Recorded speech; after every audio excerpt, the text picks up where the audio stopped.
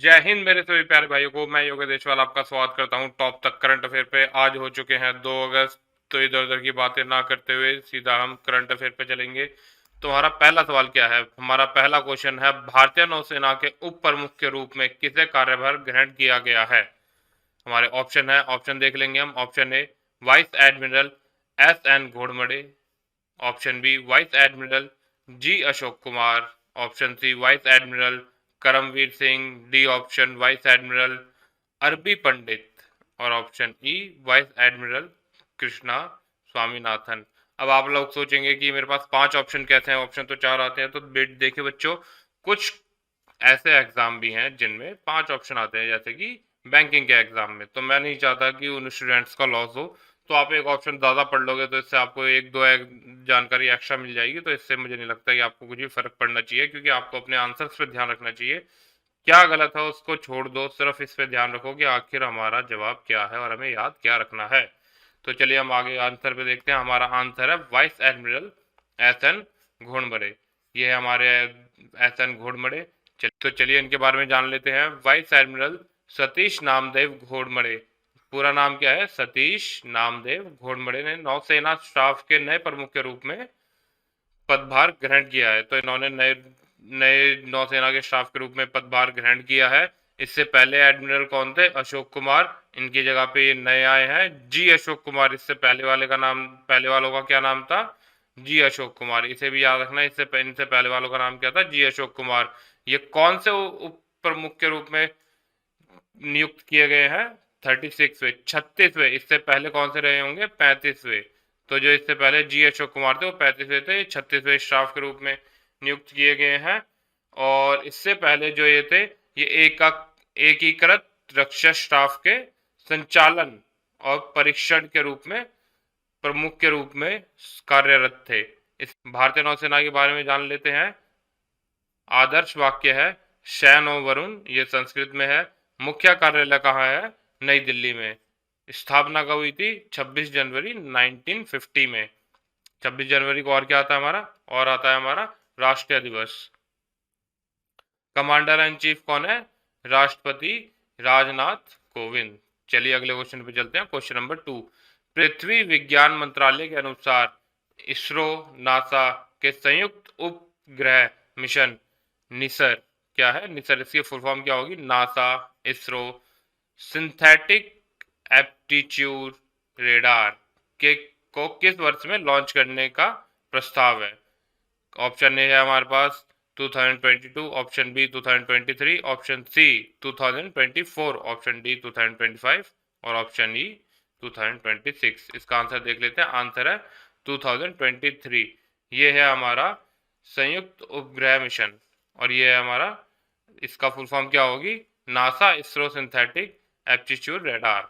ठीक है, तो हम इसके बारे में जान लेते हैं। पृथ्वी विज्ञान मंत्री कौन है? जितेंद्र सिंह ने बताया है कि इसरो नासा के संयुक्त उपग्रह मिशन निसर को 2023, कब? 2023 की शुरुआत में लॉन्च करने का प्रस्ताव है। नासा एल बैंड SAR और संबंधित सिस्टम विकसित किया जा रहा है, जबकि ISRO S band SAR launch वाहन, अंतरिक्ष यान, बस और संबंधित लॉन्च किए गए वाहनों का विकास कर रहा है। चलिए हम अगले क्वेश्चन पे चलते हैं। Question number 3। किस राज्य सरकार ने मिशन निर्यातक बनो, कौन सा मिशन निर्यातक बनो लॉन्च किया है? ऑप्शन ए है हमारे पास Gujarat, option B Uttar Pradesh, option C Haryana, option D Rajasthan और ऑप्शन ई मध्य प्रदेश। इसका आंसर है हमारे पास राजस्थान। आजकल राजस्थान बहुत नई नई चीज़ें लॉन्च कर रहा है। तो मिशन निर्यातक बनो भी ये इसी ने ही लॉन्च किया है। इसके बारे में जान लेते हैं। राजस्थान सरकार ने उद्योग विभाग और राजस्थान राज्य औद्योगिक विभाग और निवेश निगम RIICO ने राज्य में इच्छुक निर्यातकों को बढ़ावा देने के लिए मिशन निर्देशक बनो अभियान शुरू किया है। अब इसमें क्या होता है कि जितने भी विदेश में रहने वाले व्यापारी और जितने भी काम करने वाले लोग हैं, वो क्या नाम है, अपने दस्तावेज और अपनी पंजीकरण आसानी से करा पाएंगे। और जितनी भी अपने आयात निर्यात की चीज़ें और जितना भी अपना नया काम है उसको अपना अच्छे से स्टैब्लिश कर पाएंगे। तो हम क्वेश्चन नंबर 4 पे आते हैं। हाल ही में प्रतिष्ठित आइजनर पुरस्कार किसने जीता है? क्वेश्चन नंबर 4 है, कौन सा पुरस्कार? आइजनर पुरस्कार। Option A Sujata Keshavan, option B Akshar Pathak, option C Dashrath Patel, option D Dibakar Banerjee, option E Anand Radhakrishnan. तो इसका आंसर होगा आनंद राधाकृष्णन। ठीक है, तो इसके बारे में जान लेते हैं कि ग्राफिक कलाकार आनंद राधाकृष्णन ने प्रतिष्ठित विल आइजनर कॉमिक इंडस्ट्री अवार्ड जीता है। यह अवार्ड को कॉमिक्स की दुनिया के बराबर माना जाता है। आइजनर पुरस्कार प्रतिवर्ष दिया जाता है और इस वर्ष यह पुरस्कार राधा कृष्णन ने जीता है। तो इससे पहले क्या आता है, एक और वो चला हुआ था अवार्ड, कैबरी अवार्ड, जो कि कॉमिक्स की दुनिया के लिए दिया जाता था, जिसे 1987 में बंद कर दिया था। तो इसकी वजह से एक कॉमिक्स के संपादक थे डेविड ओलब्रेच द्वारा 1988 में इस वाले अवार्ड को, आइजनर अवार्ड को स्टार्ट किया गया था फिर से। क्वेश्चन नंबर 5 से चलते हैं। उस पार्श्व गायिका का नाम बताओ जिसने प्रतिष्ठित महाराष्ट्र भूषण पुरस्कार जीता है। Option A Bombay Jayashri, option B Asha Bhosle, option C Lata Mangeshkar, option D Alka Yagnik, option E Anuradha Paudwal. तो इसका आंसर होगा हमारा आशा भोसले। किसने जीता है? आशा भोसले। आशा भोसले जी हैं, इन सबको तो ज़्यादातर आप जानते ही होंगे। तो चलिए इनके बारे में जान लेते हैं। मुख्यमंत्री उद्धव ठाकरे की अध्यक्षता में महाराष्ट्र भूषण चयन समिति ने सर्वसम्मानित से प्रसिद्ध पार्वक गायिका आशा भोसले को प्रतिष्ठित पुरस्कार के लिए चुना है। आशा भोसले की हिंदी सिनेमा में पार्श्व गायिका के लिए जाना जाता है। हालांकि उनके पास व्यापक प्रदर्शनों की सूची है। भोसले का करियर 1943, मतलब इनका 1943 में करियर शुरू हुआ था और 7 दशकों तक चला। उन्होंने 1000 से अधिक फिल्मों में पार्श्व गायन किया है। ठीक है, क्वेश्चन नंबर 6 पे चलते हैं हम। भारतीय बिल भुगतान प्रणाली ने किसे अपना नया मुख्य कार्यकारी अधिकारी नियुक्त किया है?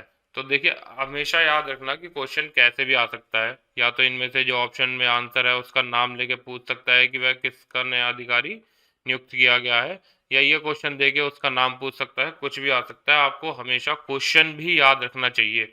अक्सर बच्चे क्या करते हैं, क्वेश्चन पढ़ते हैं और आंसर याद कर लेते हैं, बट चीज़ें याद करना बहुत ज़रूरी है। जैसे भारतीय बिल भुगतान प्रणाली, इन सब चीज़ों को याद करा करो। जब तक इन्हें याद नहीं करोगे, इनको पे नज़र नहीं डालोगे, तो आपको ये याद नहीं आएंगे। अब अगर आप इनके ध्यान दोगे अगर क्वेश्चंस पे भी, तो जब आप एग्जाम में बैठोगे और वहाँ पे जैसे ही आप इसके बारे में देखोगे कि इनमें से कौन सा ऐसा है जो नया मुख्य कार्यकारी नियुक्त किया गया है और कहाँ का, तो आपको सीधा आंसर याद आ जाएगा, भारतीय बिल भुगतान प्रणाली का ये नया कार्यकारी नियुक्त किया गया है।